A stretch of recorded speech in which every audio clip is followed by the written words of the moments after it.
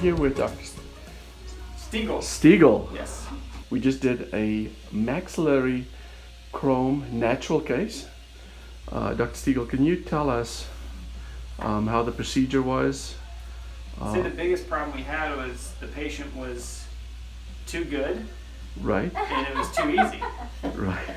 I wish it would have been harder. You know, sometimes I like to be challenged, and Shirley was an excellent patient, but all kidding aside, it went very well.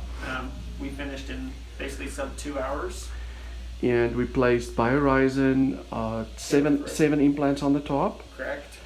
We loaded the rapid appliance, Correct. picked that up, and then we loaded 5 of the implants in the anterior.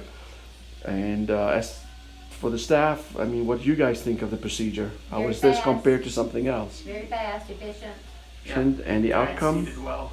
very nice. Very nice. Beautiful smile. Beautiful smile. Awesome. Well, thank you for having us here today and be a part of the procedure. And we look forward to many more. All right. Take care. Thank you.